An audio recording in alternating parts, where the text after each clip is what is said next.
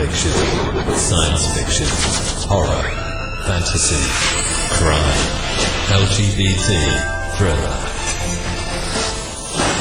You have now entered the House of Mystery with your hosts, Eric Shapiro, David North Martino, John Copenhaver, and Al Warren. Heard on KCAA 106.5 FM Los Angeles, 102.3 FM Riverside, and 105.0 AM Palm Springs. Vince Palamara, and I have to first say thank you for joining us. Oh, it's my pleasure. Thank you to all your listeners. And so let's start out with to tell everybody who you are and kind of how you got to writing the book that you did. Sure. My name is Vince Palamara.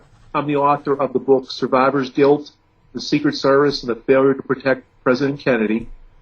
And I'm 48, which is actually relatively young in the research community of JFK researchers and whatnot. I also have an interest in the Secret Service in general. Make a long story very short for your listeners in the interest of time. At the tender age of 12, so we're talking 1978, I became fascinated with all things President Kennedy and also his tragic assassination. And that just happened to juxtapose with the House Select Committee, which is the second major investigation of the Kennedy assassination. The first one being the Warren Commission, and finally Harvey Oswald acted alone. Well, the House Select Committee fascinated me, again, because I was in middle school, coming of age, pre-teen and then a teen. They were saying that there was a probable conspiracy. And even when I saw the Grainies, the Bruder film they showed on TV, it said, boy, it looked like he's shot from the front. And I saw Jack Ruby, the film of him shooting Oswald. Wait a minute, there had to be more than just, one man, one gun, and two lone nuts. So that leads us up through the years, and I became fascinated with the Secret Service, which eventually led to my book, because I noticed when I read many other authors' books, and fine books they are on, the CIA, the Mafia, FBI, and everything under the sun, the Secret Service pretty much got short shrift. They didn't say too much about, the Secret Service. In fact, Robert Groden's famous saying at lectures was, that's why they call the Secret Service secret, to gales of laughter, and people would just change the subject, and little bits and pieces. But I was like, you know what, people need to focus on this. And my coming out party was summer of 1991, Jerry Rose's third decade research conference in Fredonia, New York.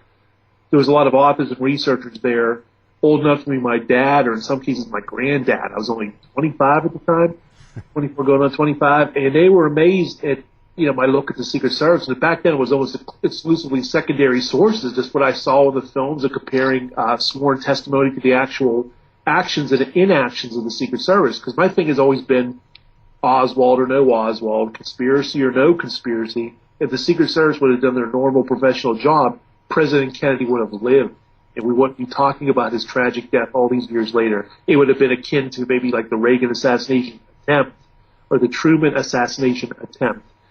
And again, and then from that point, I was inspired to do primary research. That leads us through the 90s and the first decade of the millennium, when I started contacting these gentlemen, these former agents in droves. And a lot of this actually was even before the internet really kicked in. It was the old legwork of going through newspaper archives, a little deductive reasoning, networking with a few former agents I was lucky to get a hold of. And again, in the interest of time, through collating all the many interviews, speaking to these gentlemen and corresponding with them, I came away with some amazing, actually some harsh realities. And again, it leads to what I said a couple of minutes ago, that President Kennedy could have lived and should have lived past Dallas. And that's not Monday morning quarterbacking. That's not hindsight and whatnot. It is what it is. And this is based on prior trips President Kennedy took in 1961, 62, 63, even presidential security during the Eisenhower, Truman, and FDR era, believe it or not. President Kennedy would have lived just with that. So I'm not looking through rose-colored glasses. I'm not looking through 2015 lenses. I'm looking strictly at the security of four presidents, basically FDR to JFK, and specifically JFK 61 to 63. Everybody always asks me, Vince, what would be the one item, what would be the one thing in your research that really was the catalyst to make you realize you were onto something? And what that was September 27, 1992. September 27, 1992 is a date that will live in infamy for me, because I spoke to the head of the White House detail, Gerald Bain. Last name is spelled B-E-H-N, Bain. And this is ironically 7 months before he passed away of cancer. Very lucid gentleman. He had all his marbles. He was only in his early 70s. And he toted the official line. He believed Oswald acted alone. This is just setting you up for what he said is amazing. He was not going against official history as far as the general outlook. And I asked him, well, sir, I understand from my reading, meaning my reading of William Manchester's Death of President Jim Bishop's Day Kennedy Shot and some other official stories, that President Kennedy ordered you guys off the limousine and so forth. And he stopped me dead cold and he said, I don't remember Kennedy ever ordering us off the limousine. If you look at the newsreels, you'll see the agents on there from time to time. I was flabbergasted. He allowed me to record the conversation, and thank God he did, because it's a gift to history. Otherwise, you would just take my word for it. There actually is, audio evidence of it. I even have the partial video on YouTube of it. It's alarming. You can hear the shock in my voice. I couldn't believe he said this. I was waiting for him to say, yeah, President Kennedy ordered us off the limousine, because I was going in a different tact of the Secret Service. I was still saying that they were culpable for what they could have done, but I didn't get in the realm of them lying about things. And this just opened up a whole Pandora's box.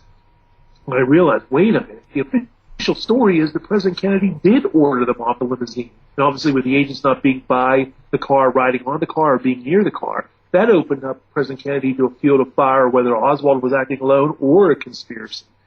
And slowly but surely, I started to contact a lot of his colleagues, because the devil's advocate in me, I always think like a defense attorney. I say to myself, you know what, that's really tantalizing, but then it's one guy hanging out in the breeze. Somebody might say, man, he was senile, or how do you know? What's his other colleagues have to say? He was the number one agent. He was like the Eisenhower of the Secret Service. He wasn't a buck private. It's a guy who was in the Secret Service from 1939 to 1967. He was the head of the White House detail during part of the JFK era, large part of the JFK era, and even into the LBJ era. Well, again, slowly through the years, that was, 92, but through 93, 94, 95, 96, and on and on and on into the millennium. It's like these guys were reading cue cards. I was contacting them all independently of each other. They didn't know I contacted their friends, even sometimes in writing, and they were all saying the same thing. President Kennedy never ordered him off the limousine. He was a very nice man. He never ordered him to do anything. And again, I harken back to what I said before. If you read the Warren Report, if you read these official stories from William Manchester and all these other books, even like sometimes it even seeps into high school and college textbooks, they make it out like, well, President Kennedy, he didn't want this protection around him. And the $64 million question is, wait a minute now.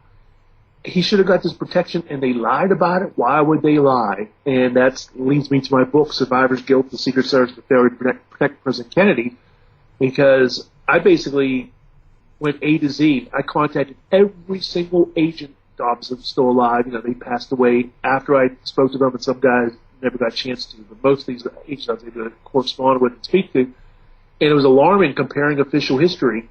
And not only just what happened that day in Dallas, or what did not happen, as the case may be, but just comparing to prior trips. And leads up to the president. Okay, so now you're sort of basically putting it to the Secret Service. Have you read some of the other books out now, like Roger Stone and Phil Nelson, talking about LBJ and Bar McKellen, the lawyer? Yeah, Roger Stone's a friend, and so is Phil Nelson. I'm in both their books. I'm in Roger Stone's paperback edition. He quotes from my book, and I'm also going to be in an upcoming documentary with him. That's right, yeah. And, I just want to say, my work is not contradictory to their work, or in fact, other people's works for that matter, because my book, admittedly, talks out of both sides of his mouth a little bit, because you walk away thinking, wait a minute now, boy, the Secret Service was really bad. I mean, they should have protected the man. If they would have did certain things, not lied and blamed on President Kennedy, he would have lived. But I'm not necessarily saying the Secret Service was involved in actively trying to get him killed. Although, again, if you read certain pages, certain agents I'm suspicious of a little bit more than others, you could be led to that influence. And to this day, I still toil with it. I still go back and forth. My first reaction is to say that the Secret Service definitely set him up, whether it was this gross negligence or it crossed the line.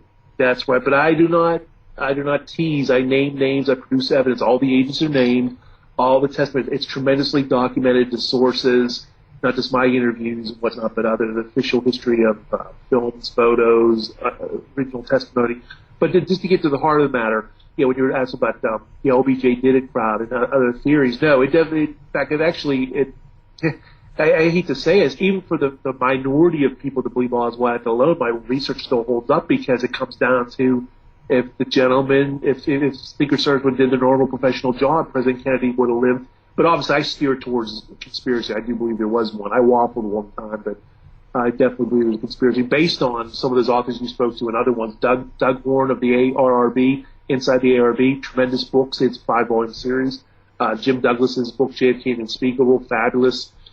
So while there's competing theories about exactly who pulled the trigger and who was behind the assassination, my work complements theirs because, well, let's put it this way, for example, the LBJ did it crowd, well, there's grist for the mill in my book because obviously these agents went on to guard the new President Johnson, and some of them look really bad. One agent in particular, I named 3 agents specifically who I'm suspicious of that crossed the line, and they are Floyd Boring, who was the number 2 agent of the White House detailed, the planner of the Texas trip from the Secret Service standpoint, Bill Greer, the driver of the limousine, and Emery Roberts, who was the agent in charge of the follow-up car, the car right behind Kennedy's car, the security car.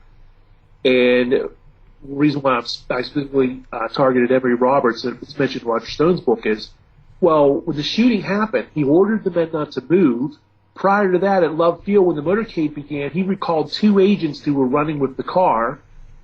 And he gets to Parkland Hospital, and we'll go into more detail about this, but just real quick, when you get to Parkland Hospital, JFK, his lifeless body, well, he usurps Roy Kellerman, his boss, his authority, says, you stay with Kennedy, I'm going to Johnson. Well, he went to Johnson in more ways than one. He became appointment secretary to LBJ at the same time he was an active agent. In the history of the Secret Service, he's the only agent ever to do that. I can't stress to you how bizarre and suspicious that is. From 1865 until 2015, all these years crossing 3 centuries, by the way, 1920 to 21st, the Secret Service is apolitical. They're not officially Democrats or Republicans. They work for the man. They work actually for the Treasury Department, now the Department of Homeland Security. They're there by law to protect the president, whether they like him or they hate him. They're there for that purpose. But they're not political. And for Emery Roberts to still be an active agent, okay, he's still an active agent, and he was at the same time being the appointment secretary to Johnson. There's no denying this in my book. Not only did agents admit this happened, more importantly, he also got contemporary articles, one of them which I reproduced in the back of the book, talking about the press was scratching their heads and wondering why this agent was fielding questions and greeting the Prime Minister of Japan for LBJ. What's he doing this for? And that old saying about who benefits looks pretty suspicious that an agent who was central to Kennedy's security let him get killed and then becomes really comfy with LBJ to the point where LBJ, shortly before he left office, he gave a press conference, again, this is quoted in the book, and he says about Emery Roberts, because Emery Roberts couldn't be here tonight. He greets me every morning and says goodbye to me every night. And that was the exact same thing he said about Bobby Baker, his right-hand man who went to jail for him for scandal. So he said the exact same thing about Emery Roberts he did about Bobby Baker. So again, this is very complimentary to other people's theories and ideas about who was involved in the assassination. But again, that's a tragic thing, and that's why I looked at the Zapruder film.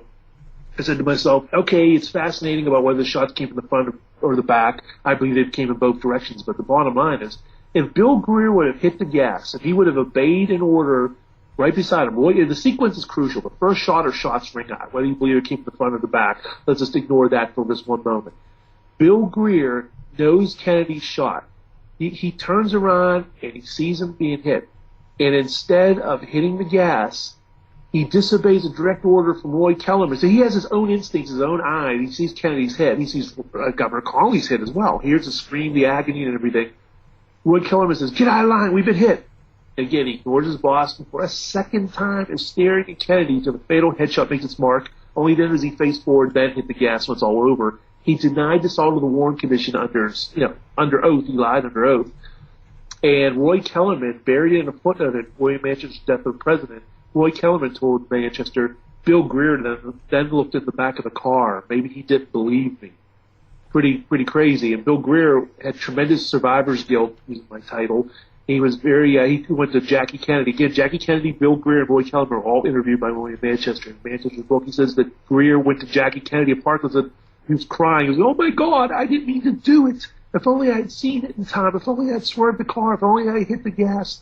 And Dave Powers and Kenny O'Donnell, who wrote in the follow-up car, admitted in their book that Bill Greer bore heavy responsibility. If he would have hit the gas, President Kennedy would have lived. Dave Powers, on the YouTube video of my channel, in 1988, tells Charles Carroll of CBS that, yes, if he would have hit the gas, President Kennedy would be alive today. That was back in 1988. But the bottom line is that night, under questioning to the FBI, he started to change his tune, and the blame the victim mantra was born. And he started to say, well, you know, we're always told to keep the cars moving at a pretty fast clip, but sometimes the president told us to slow down, giving the inference that, well, maybe Kennedy had it coming. Did he tell him to slow down? See what I mean? A little to blame the victim. Kennedy's not allowed to defend himself. It sounds good. He's the president, so on and so forth. And the thing about, you know, not having agents in the back of the car, there were, you know, inquiring reporters and citizens wondering why weren't agents in the back of the car. In fact, Ron Gardner on ABC TV, to an audience of many millions of people around the world, simulcast on all three channels. They polled all the networks back then. And he said, and again, this is on my YouTube channel, it's amazing footage. He goes, the Secret Service normally are beside the car. I don't know why we don't see them in these pictures, meaning the films and photos of the motorcade that was shown that day. Again, it was just fresh after Kennedy's killed for the whole world to see. So they were inquiring, but what got everybody off the trail of the Secret Service was the Warren report came out and said that President Kennedy ordered the men off the car. So that got everybody. To this day, it still gets people tangled in knots. I can't tell you, there's some people that do not want to face up to reality that it's not true, because it sounds convenient. It's like Kennedy, his favorite poem was, I have a rendezvous with death. Ironically, we all have a rendezvous with death. What's the big deal about that? But the bottom line is, they say he was reckless in his private life, he was reckless in his security. It sounds, you know, like something from the soap operas, all dramatic, but it's not true. And again, when you look at my interviews, and more importantly, even if that's possibly more important, my interviews, you look at the films and photos of prior trips, just the trip to Florida, that was the longest motorcade President Kennedy ever took domestically. It was like 4 times as long as Dallas.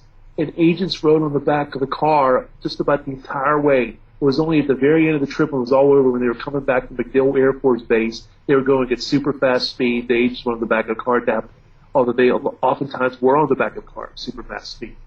But we will get to 2 major points, 2 major parts of my research, besides obviously finding out the blame the victim story is not true, and the Secret Service lied about that was. 2 other major discoveries were the buildings were normally guarded before the assassination, not just during JFK's era, but during the Eisenhower, Truman, and FDR eras as well. I pulled contemporary news articles at the time, you know, in the 40s, 50s, and 60s before Kennedy was shot. I pulled Secret Service reports and quoted from them. Michael Torina wrote the Secret Service manual. If there's anybody in the world that would know, he would know. And he contributed to a book a year before the assassination, said, matter-of-factly, whenever the president's in a motorcade, agents or police will guard the building rooftops. And he wasn't just talking about the inaugural in D.C., he was talking matter-of-factly whenever the president's on parade. And this is another reason why people sometimes get tied up in knots. They'll do this gotcha game. They'll look at a motorcade photo, a still photo, like from Nashville that year. Kennedy looks like a sitting duck. They'll say, Vince, explain yourself here. Kennedy looks as wide open in this photo as he does in Dallas.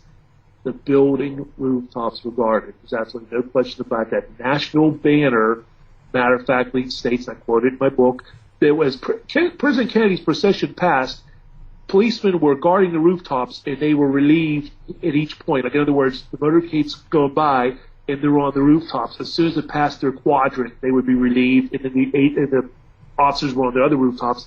Well, also, police were intermingling in the crowd. They were facing the crowd, the armed guards facing the crowd, intermingled in the crowds. You got the building rooftops. You also had a helicopter on the route in Nashville.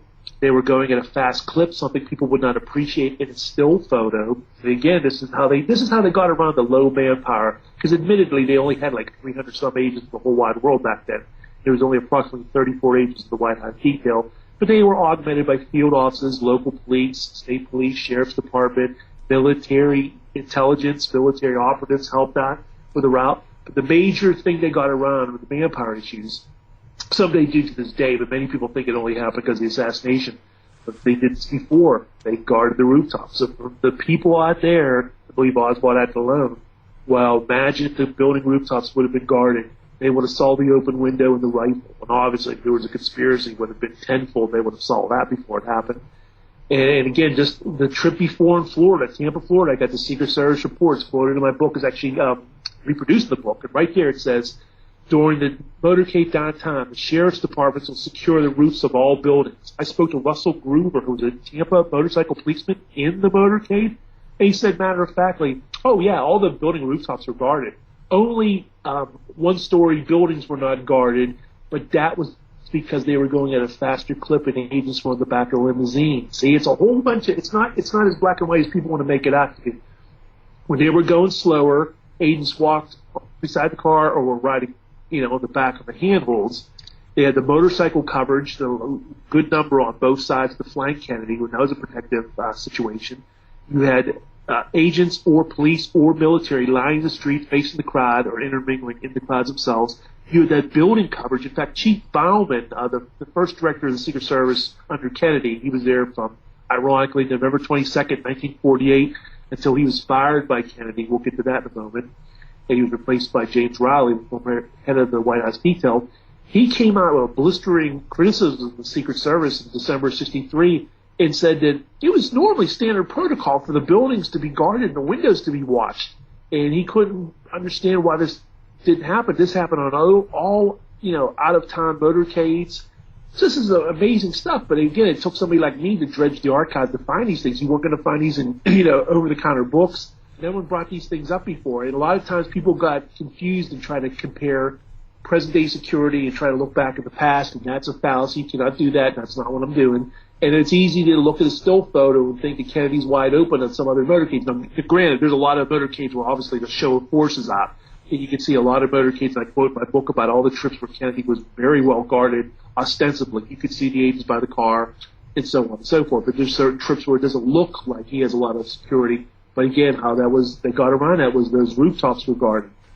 Okay, our guest tonight is Vince Palamara, and the subject is the Secret Service and the failure to protect President Kennedy. We'll be back right after these words. Okay, we're back now with Vince Palamara, and now what can you tell us about Dallas? Now, that wasn't a particularly popular city for Kennedy, was it? Dallas was a city Kennedy was warned about. Adlai Stevenson was struck with a sign spat upon. He warned Kennedy not to go to Dallas. Pierre Salinger, William Fulbright, Senator, the list goes on. And even JFK himself said, we're heading to nut country. That's what he thought of Dallas. I mean, the right-wing John Birch Society, the wanted for treason posters, the welcome Mr. Kennedy sarcastic article, and so on. And yet, official story, this is chapter 2 of my book, official story is, there were no threats found in Dallas. This is incredible. In today's day and age, this is a good modern-day analogy. Every town in America, there's hate towards Obama. People have said stuff, even in, quote, jest, in flagrant, nasty things, illegal things, I might add. Yeah. And worse put the thing back in November of 1963, when he was coming out pro-civil rights, he wanted to end the war in Vietnam. There was a section of the South that hated his guts. The worst part to think there was not one solitary soul in Dallas. But again, that's why I explore all avenues, because that could have been the ostensible reason why security was stripped. They could say, whoa, we didn't find any threats. But Roy Kellerman, to his credit, under oath to the Warren Commission with Gerald Ford, later President of the United States, he admitted it was very unusual not to find threats in Dallas. And my thing is, and this is chapter 2 of my book, I think they did find threats, and they buried them. And again, this is why I admitted right from the top when we talked about my book, you get a little bit of both in my book. You get me going through agent by agent, and I come away with gross negligence, but then the book borders on crossing the line into conspiracy. And I'm still tangled in knots myself when people ask me, Vince, what do you think? Do you think the Secret Service was involved in the conspiracy? I have those three suspects I mentioned. Beyond that, it's hard to say 50 years later who was really culpable, who was just following orders, and why this is even trickier is because that's why I had to do an agent by agent comparison, have a little mini biography and explore every agent, was that several of these agents, maybe many, but at least several on the record, angry at President Kennedy for his private life. This came out in the late 90s. Seymour Hersh's book and some of my interviews corroborated it. Just keep this in mind. One of the agents rode in the fall car, feet away from Kennedy. His job to protect President Kennedy. He called Kennedy a procurer of prostitutes. He said some other nasty things about him that's in my book. If this is a guy that's supposed to guard the president, all he's got to do is sit back for a couple seconds, let it happen. Oops, oh well. And you keep in mind the morals of the early 60s. We can look at it now and say, oh, so he slept around, no big deal. But back then, adultery was a dirty word, divorce was a dirty word. This is the President of the United States. And these guys, some of them, were enraged, and they admitted, they're on the record. And we're starting to think, wait a minute, these guys are supposed to guard him. And they have these kind of ill will towards him. And then you get into the whole thing about some of these agents might have been friendly towards LBJ, a little too friendly, mad at Kennedy for civil rights stand, mad at him because it looked like he wanted to be a dove instead of a hawk on Cuba and on Vietnam. You know, they wanted to put a Texan in the White House. Again, that's why I had to do what I had to do. You could not write a book like this and be general. You couldn't be vague. You had to name names, you had to produce evidence, you had to corroborate, because otherwise people would walk away and say, you know what, I just can't picture the Secret Service doing these things. This doesn't make sense, because everybody looks at them as the good guys. You know, the FBI has a taint of evil because of Hoover. Everybody knows the CIA has a taint because of their assassination attempts, and obviously the Mafia and other suspects. When people think of the Secret Service, hey, these are the good guys, they're the bodyguards. So there's a natural knee-jerk reaction, but I can break that down even further. 9 of the agents drank the night before Dallas, including everybody's so-called hero, Clint Hill. He's a false hero. He's no hero at all. He got there when it was all said and done. It was all over with. He got to the back of the car. Jackie got in and out of the car of her own volition. He was a First Lady agent, not a JFK agent in the proper sense of the term. He was awarded a medal and got all this hoopla afterwards. But in World War II, medals weren't given out to attempts. You either succeeded or you didn't. This guy drank the night before. Everyone made such a big deal about Cartagena, Colombia a few years ago, but the president wasn't harmed. Well, ironic, it was the same number of agents, 9. Clint Hill's one of the 9 agents, and it cost the nation its president. You know, sleep deprivation and alcohol consumption wreaked havoc. These guys didn't go to bed until between 3 and 5 a.m. They had to report for duty for 8 a.m., and Lord knows how much they really drank. I think it's a limited hangout. You know, it's like a joke. You know, how much did you drink? Oh, I just had 1 beer. I just had 1 scotch and water. Well, there's reporters reported in my book saying these guys were bombed. They were drinking pure Everclear alcohol. Some of the other ones saw them inebriated, said it was not the first time they were inebriated. So we get into a whole ball of other things. That's why I had to go through and say this agent's guilty, this agent's not guilty, this agent was just following orders, this one was just inebriated. I had to do that because there's just no way you could tackle something. It's very controversial. It's rubbed some people the wrong way, I know that. And it rubbed 2 people particularly a wrong way. I am responsible. This is not ego. This is the God's honest truth. I am responsible for Clint Hill and Gerald Blaine writing their books. These guys at the time were in their late 70s, long retired, fly fishing in Colorado. Clint Hill used to wear it as a badge of honor. He'd never write a book. Other than Mike Wallace of CBS, he basically didn't speak to a soul. Certainly no private researchers. Well, I was bold enough to send him a 22-page letter, certified, return receipt requested. I received, it was a real coup 10 years ago, from a colleague of his, Lynn Meredith, who's now deceased, gave me his private address and phone number. Again, unlisted phone number, unlisted address. That's why no one could contact him unless they were Mike Wallace.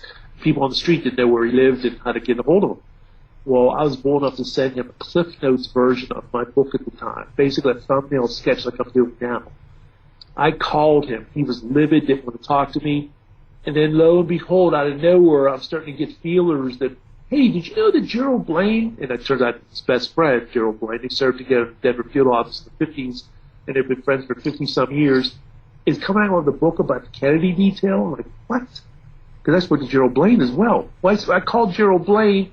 He starts quoting from my letter, my private letter, eyes only, to Clint Hill. I'm thinking, oh, my God. He shared my letter either through fax or email or just quoting from it, who knows. But that's when everything had just opened up another Pandora's box. And these guys came out blaming President Kennedy again, going against what Gerald Blaine told me. He echoed all his colleagues and said President Kennedy never interfered with their actions at all, admitted he rode on the back of the car many times as Gerald Blaine in Germany and Tampa and so on, or his colleagues did in Tampa.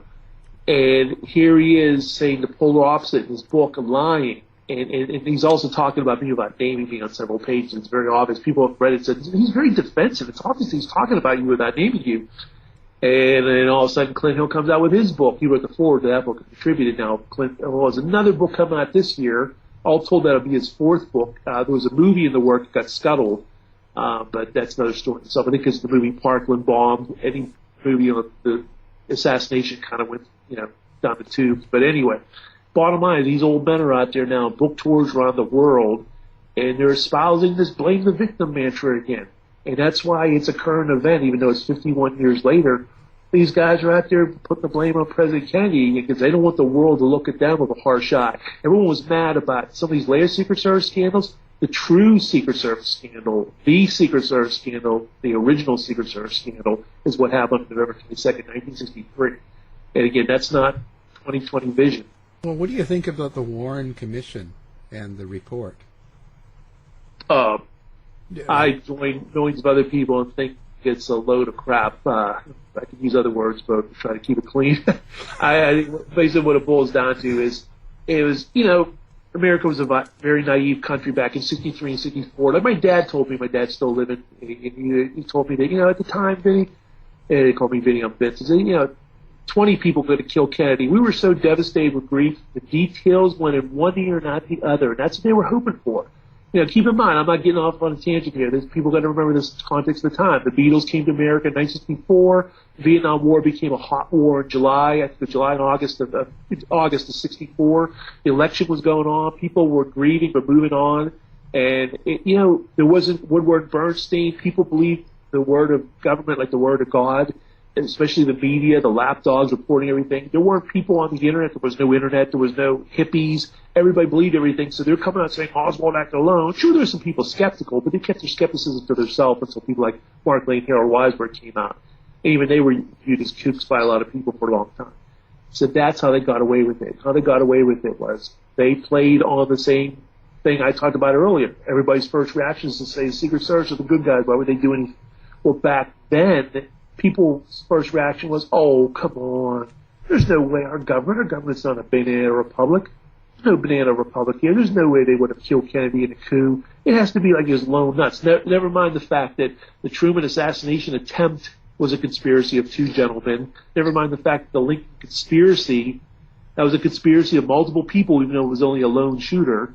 But that's, and obviously there was many attempts on de Gaulle's life and many coups around the world, but somehow we think we're special in America, and those things don't happen here. I don't know why. But again, that was the context of the time. That's why the Warren Report got away with it. Now, after Watergate and Vietnam mess and everything, that's the counterculture. That's why the House Select Committee in the late 70s did their investigation. People were, and after all the books that came out too, that's when people started to realize, wait a minute, there's got to be more of this. This Zapruder film was viewed in 1975 for the first time. People saw his head violently going backward to the left. It's like the Rodney King video. It's so obvious he's being beat against his will. There's no way around it. We see his Zapruder film. Real common sense tells he's shot from the front. And then we can go into the thing about how there's no way one man could have gotten off all those shots, and they just came from one direction only. There's just no way. And then you go into the whole thing about the car slowing down. It didn't have evasive action and so on and so forth. But the bottom line is, it was an evolution. It was an evolution of thought of, the country and the world. Although there were skeptics along the way, but it's breaking down those barriers of denial. And again, the CIA has a lot of good people. Who's the bad element? The FBI has a lot of good people. It was this J. Edgar Hoover and some of his minions. And the Secret Service is a great organization. I mean, 95 to 99% of these people are squeaky clean. And I'm a big fan of the agency in general. I'm just talking about that day in Dallas. And again, it's not just because the president was killed. It's because he could have been prevented. And the fact that, and what makes me mad is they put the blame back on the dead president who couldn't defend himself. To the point where Gerald Blaine in his book makes up this fictitious meeting that happened on the day of Kennedy's funeral. All the agents are conveniently dead when he's writing the book in 2010, by the way. But unbeknownst to him, I don't know if it was unbeknownst to him or not, but I spoke to those guys and got them in writing on an audio, and they're telling me the exact opposite of what he's espousing in this fictional meeting. He's basically saying that they got together the day of Kennedy's funeral and says, look, boys, we know President Kennedy ordered the agents off the car. We can't let the world know that because we cannot let the world blame the president for his own assassination. Now, what makes that so comical is by putting that in the book, hello, now the whole world is going to blame President Kennedy, and the whole thing has never been a secret. Because since 1964, the Warren Report, Clint Hill testified to the Warren Commission, Arnold Inspector. It's been serialized in newspapers and other books ever since. This mantra, Kennedy's to blame, Kennedy's to blame. He didn't want the bubble top. He didn't want the agents on the car. He didn't want the motorcycles in the car. It's all bull. No truth to it at all. Sam Kinney, the driver of the FOB car, spoke to me on 3 different occasions. He was adamant to me that he was solely responsible for the bubble top's removal. He also has corroboration by his own Secret Service report and his interview with the House Select Committee that only came out in the late 90s. He said he was solely responsible for the bubble top's removal. It had nothing to do with Kennedy or Kenny O'Donnell or anybody else. Kennedy had nothing to do with the limiting of motorcycles. If motorcycles would have been around that car, they would have been in shielding formation, armed guards with, trained criminal investigative eyes, where they were pushed away from Kennedy's car. The day before, they were told by the Secret Service to no way pass the rear wheels of the limousine, making them totally useless and open up Kennedy to a crossfire and conveniently making sure the police didn't get hit. And then without the agents being on the car or running beside the car, well, they're not going to get hurt, and they're leaving Kennedy wide open. Like Bill Greer slowing down the car and looking back and disobeying a direct order and lying about it, that was even Gerald Posner and Vince Bugliosi has said that Greer bears heavy responsibility for the success of the assassination. And again, without those rooftops being guarded, normally we wouldn't need a murder. Normally, press photographers and still and moving pictures, like even live television feeds, there's a flatbed truck that normally rides in front of the limousine. You can see in a countless motorcades. Well, it was canceled the last minute Love Field. Dr. Berkeley normally rode right beside the president, either the lead car or the Secret Service fall car. He was told at Love Field not to ride by the car, and he protested, but it was too late. He said it only happened one other time, and it was in Rome. But Rome was a model of tremendous security. Many, many motorcycles, agents riding on the back of the car at a fast clip, building rooftops were guarded. And again, you don't have to go any further. I always tell people this. You don't have to go any further than the trip to Florida, which is a few short days before Dallas.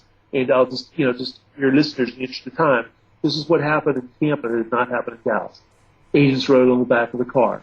A military aide rode in the front seat between the driver and the agent in charge. Well, that military aide was asked for the first time to not ride in the car by the Secret Service. The Secret Service told him they wanted to have President Kennedy, open for political purposes. It's ridiculous. Again, I mentioned the press photographers normally had a flatbed truck in front of the window. It was canceled last minute. Normally a press bus or buses were closer to the car. They were put farther back in the motorcade. A lot of these gentlemen didn't even see the assassination. They just heard the shots.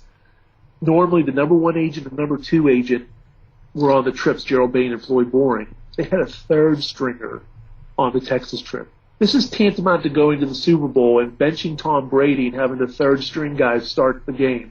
Makes no sense. Well, here's a hot town. The Secret Service did admit it was a hot town, meaning that they didn't admit to the specific threats, but they knew it was definitely not Boston, Massachusetts. This was definitely hostile territory in a general sense. And again, JFK himself said we're heading to nut country. And the reason why President Kennedy told his wife last night would have been a hell of a night to assassinate a president and had other ruminations about assassination through those short days is because he got wind of assassination threats against him. And that's basically what this boils down to. This was a city that was a hot city by Secret Service standards. Kennedy even said we're headed to nut country. He ruminated about assassinations to his wife, and the reason why he did was he was much aware of threats on his life. This was a moving crime. There was a canceled motorcade in Chicago due to threats. There was threats in Florida and Miami and Tampa. Specifically, he rode the majority of the trip in a helicopter in Miami. Sam Kinney even admitted to me there was an organized crime threat in Miami.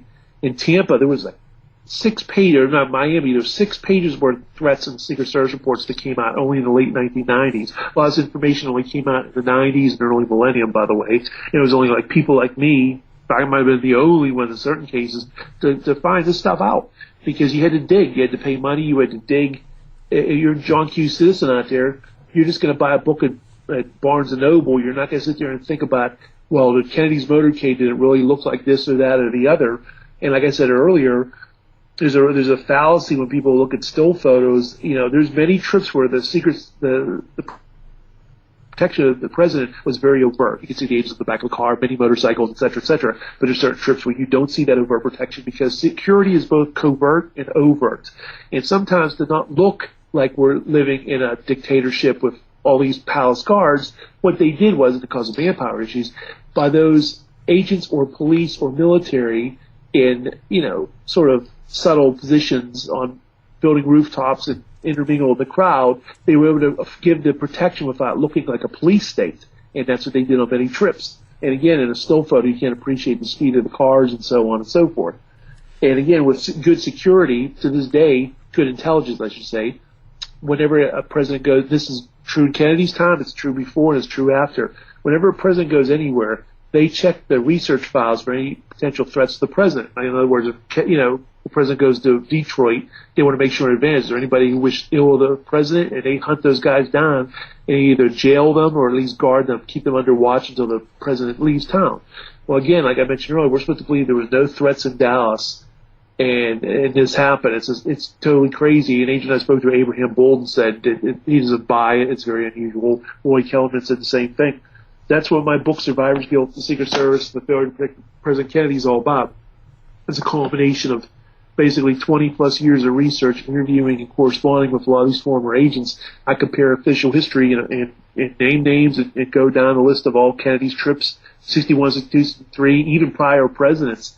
And it was really illuminating for all the things I discovered that, again, went against official history. And why do you think the media doesn't follow up on it? And why do you think there's a kind of a it's kind of a conspiracy thought?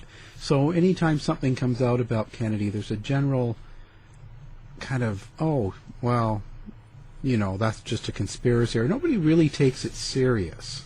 Yeah, I know what you mean. There's a contingent of people that do, obviously, the serious authors and researchers like me and so on. But yeah, the John Q. Citizen, they probably saw the JFK movie by Oliver Stone. They probably think that there was more than one gunman, but they believe it, but they don't want to know it. And what I mean by that is, to think too hard about it makes you think, wait a minute, this isn't the government I was told about. This is like a banana republic, and here's a part of your brain that doesn't want to accept that. So you go, these conspiracy theorists, it's quote-unquote fun to ruminate about conspiracy, but they don't want to really think too hard about it, because it makes you realize all the other, 9 presidents since Kennedy wouldn't have happened. There wouldn't have been no LBJ. He would have been in prison for all the scandals as vice president. He never would have been president if Kennedy was killed. So you got that. There would have been no Vietnam War as we know it. That's huge. There would have been no Richard Nixon. Richard Nixon never rose like a sphinx from the ashes. He was politically dead after he lost to Governor Brown in California. But he becomes president, so we wouldn't have the counterculture and Watergate and all the distrust in government and so on. So you can go no further than that. But then we can go further than that. You wouldn't have had Gerald Ford. Gerald Ford was only vice president because Agnew, Nixon's vice president, resigned in disgrace, and Ford was never elected vice president or president, and he was obviously a former member of the Warren Commission and so on. Yeah. And then Carter was only there because he was a backlash against all the scandal in Washington, and et cetera, et cetera. So it was a domino effect. So it really changed things. It really, really did. And it wasn't like, JFK was an older gentleman who passed away from a stroke or had, complications like, President Wilson and other presidents and so on. This was a guy that was only, 40, 45, 46? Yeah. And he was gunned down in public. And I think it sent a message. President Kennedy was the last president who couldn't be bought and sold. He was a very rich man. He donated all his salary to charity, couldn't be bought by special interest.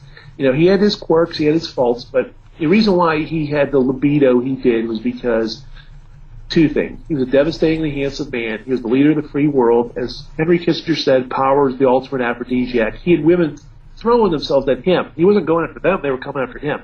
He thought he was only going to live a short amount of time because he was read The Last Rite several times after being a World War II hero, almost dying there, almost died from his back operations, and a myriad of health complications.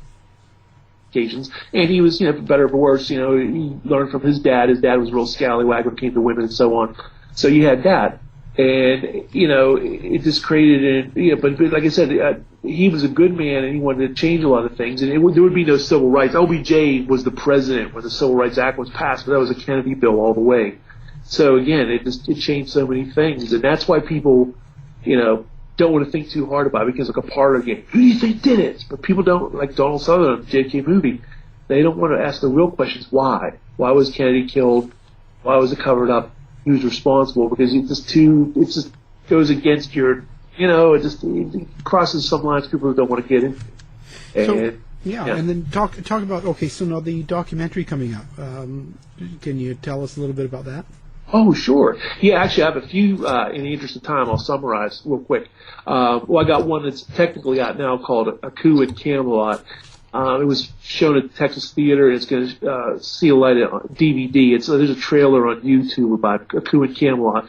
And myself, I have like a 15-minute segment, Doug Horn, and some other authors, Barry Ernest and so on. It's a very pro-conspiracy movie, and people have loved it. It's all at the Texas Theater, and it should be making DVD hopefully this year.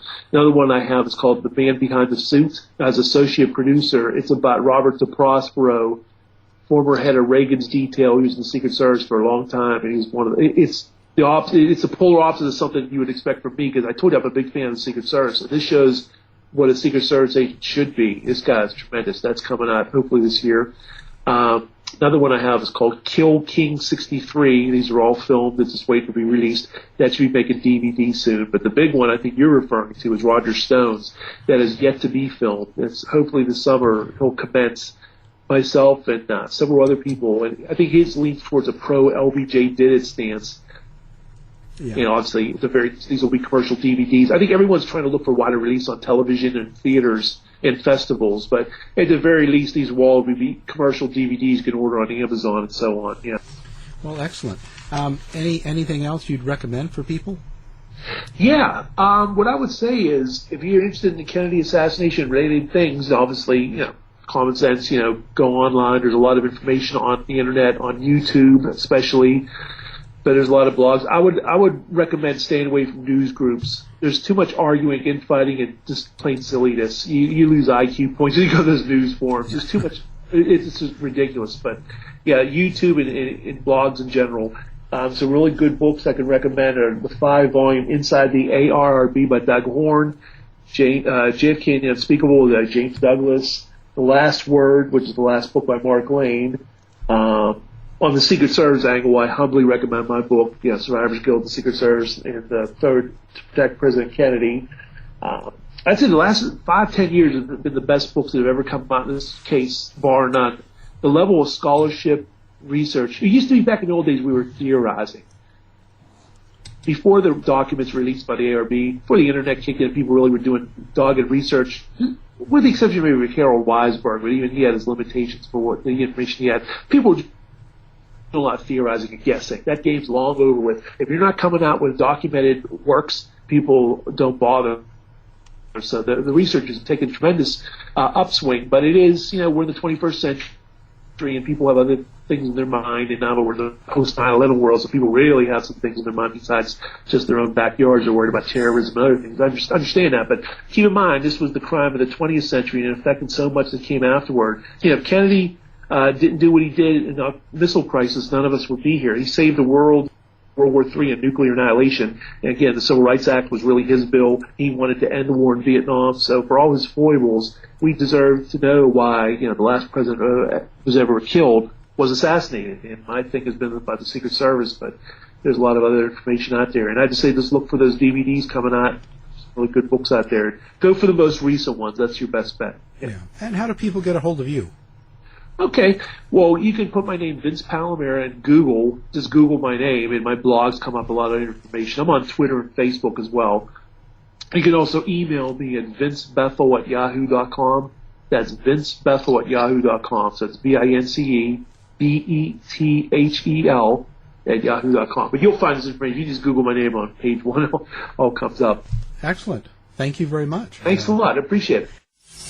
To find out more about our show, guests, or to listen to past shows from our archive, please go to www.houseofmysteryradio.com.